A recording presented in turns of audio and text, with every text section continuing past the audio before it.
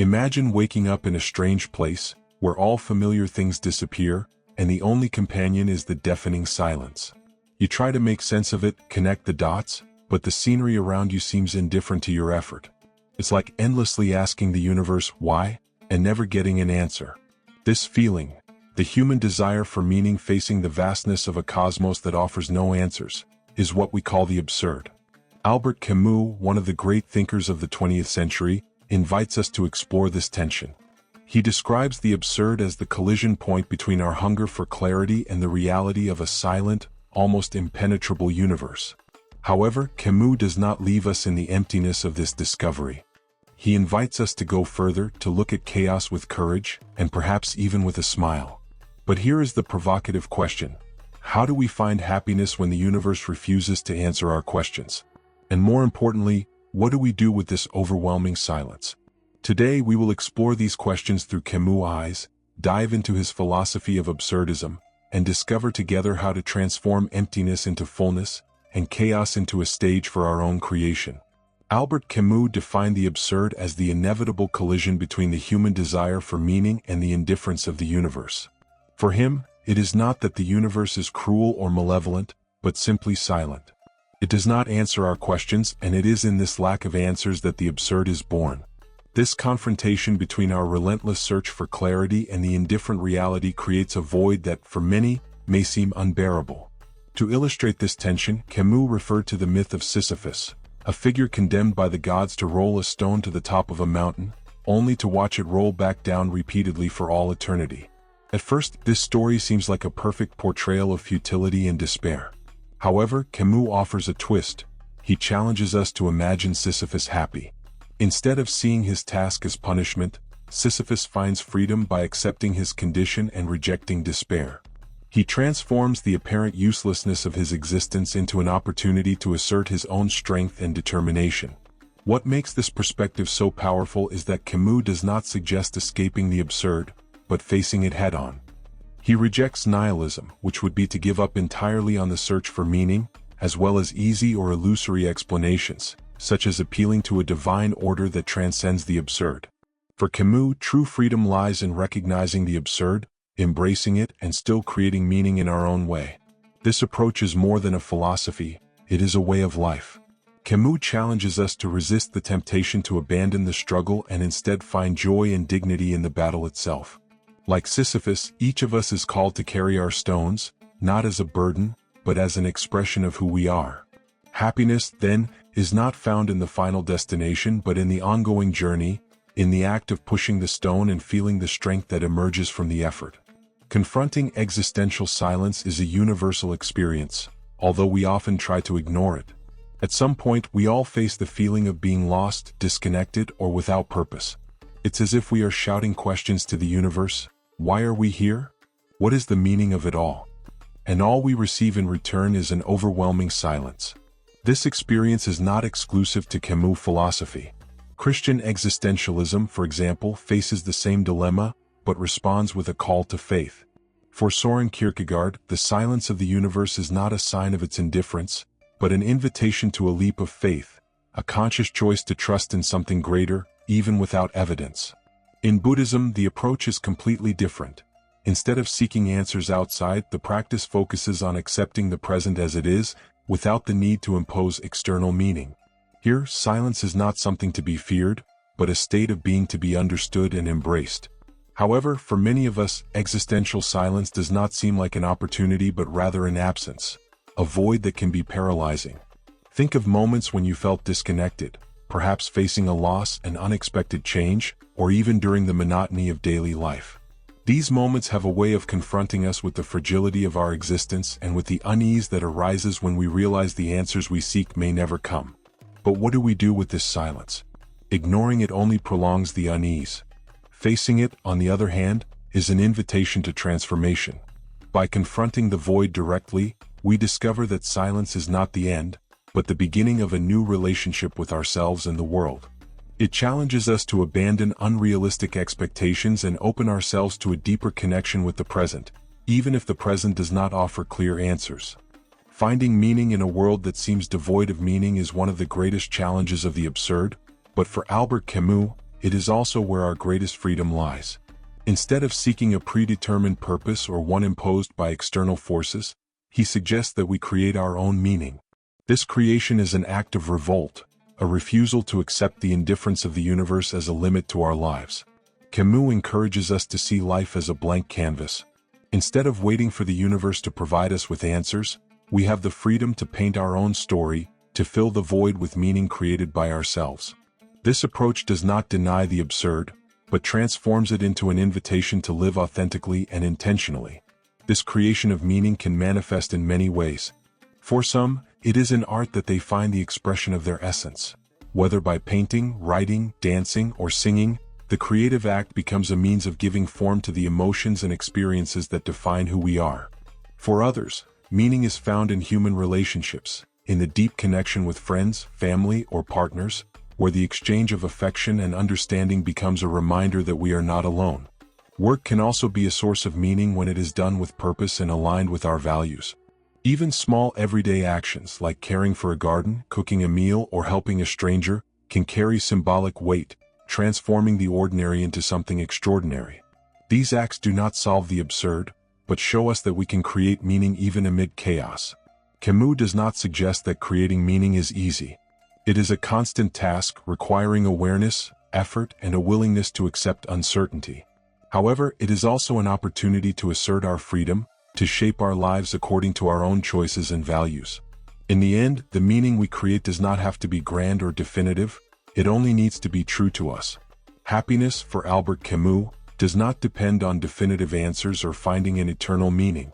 On the contrary, it emerges from accepting the absurd and having the ability to live fully, even knowing that the universe offers no guarantees or explanations.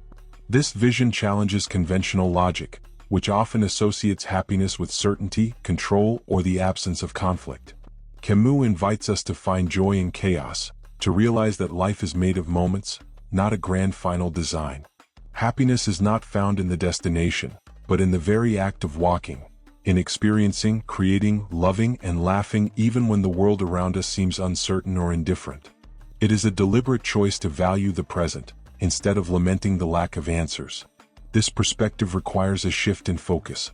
Instead of seeking happiness in grand events or extraordinary achievements, Camus suggests we find it in the simple details of existence. The beauty of a sunset, the taste of a good meal, the warmth of a genuine conversation, or the relief of spontaneous laughter. These are the moments that, accumulated, give texture and meaning to life. Humor also plays an essential role. Camus believed that lightness was a form of resistance to the weight of the absurd. Laughing, even in the face of difficulties, is an act of defiance. It is not a denial of pain or chaos, but an affirmation that we can find joy despite them. Humor connects us to the present moment, allowing us to see life with less seriousness and more openness. Finding happiness in chaos does not mean ignoring the complexities of life or denying the difficulties we face. On the contrary, it means recognizing these realities and still choosing to live with joy and courage. It is a reminder that even without definitive answers, we can still find beauty and meaning in the journey. The dialogue between Albert Camus and spirituality may seem contradictory at first. After all, Camus argued that the universe is indifferent and that meaning must be created by us, while many spiritual traditions seek a greater or transcendent meaning. However, upon closer inspection, we realize that there are profound intersections and opportunities to reconcile these views. Camus rejected traditional religious explanations, but he did not deny the importance of the inner journey. The awareness of the absurd, according to him, is a call to authenticity, an invitation to live with more presence and depth. This call echoes spiritual practices that also emphasize self-knowledge and acceptance. Just as the absurd challenges us to face the void, many spiritual traditions ask us to look within and connect with our essence. Carl Jung provides an interesting bridge in this dialogue. His concept of synchronicity, the idea that internal and external events can align in a meaningful way, though without apparent causality, suggests that meaning can be found in the patterns that emerge from our own psyche. For Jung, the unconscious is not just a reservoir of repressed memories, but a source of symbols and insights that can guide us. This process is a form of practical spirituality, where meaning is discovered not outside of us, but within ourselves. Synchronicity reminds us that even in an apparently indifferent universe, we can still find meaningful connections. When we pay attention to the coincidences that deeply touch us, we open a door to understanding our desires, fears, and aspirations. It is as if the universe reflects our inner world, not with ready-made answers, but with clues that help us interpret our journey. In this way, Camus' absurdity and Jung's search for internal patterns do not contradict each other but complement each other. Both invite us to accept the mystery of life and find meaning not in certainty, but in the experience of living with awareness and intention. Spirituality and absurdism, then, become allies in a journey that values both the search and the acceptance of what cannot be fully understood. Moving toward fullness is a journey that requires awareness, courage, and a willingness to embrace uncertainty. It is not about reaching a final state of perfection, but about living intentionally, appreciating each moment, and using challenges as fuel for growth. Both Albert Camus and spiritual practices offer valuable paths to walk this journey. One of the first steps is to live with full awareness. This means being present in the moment without getting lost in regrets about the past or anxieties about the future. The practice of mindfulness teaches us to focus on the here and now, recognizing the beauty and complexity of the present moment. When we are conscious, even the simplest tasks, like breathing deeply or observing the sky, can transform into sources of meaning and serenity. Another crucial element is creative resistance. Camus reminds us that even in a world without definitive answers, we are free to create. This creativity can manifest in art, work, relationships, or any form of expression that reflects our essence. Creating is an act of affirmation. It is transforming chaos into something unique and meaningful. Spiritual practices, such as meditation, gratitude, and conscious actions, also help us cultivate fullness. Meditation offers a space to observe our thoughts without judgment, connecting us with our deepest core. Gratitude, in turn, invites us to appreciate what we have, even in the midst of difficulties, transforming our perspective on life. Small acts of kindness, for ourselves or others, create a chain of meaning that spreads beyond us. Finally, it is essential to recognize that fullness is not something to be achieved, but something to be lived. It is an ongoing process where each day, with its joys and challenges, becomes an opportunity to be more connected with our essence. In the acceptance of imperfection and the commitment to authenticity, we find the path to a life that, although never free of absurdities, is rich in meaning. Albert Camus gives us a powerful invitation to accept the absurdity of existence not with despair, but with courage. He calls us to look at life as a stage where, even without a script or clear directions, we can act with authenticity and passion. This invitation is not to deny the difficulty of life, but to embrace it, facing challenges with the firmness of someone who knows that meaning is not given, but created.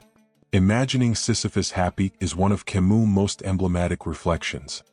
He asks us to see the effort of rolling the stone up the mountain not as a punishment, but as an affirmation. Each step of Sisyphus is a conscious choice to continue, a rejection of despair, and a celebration of the simple act of existing.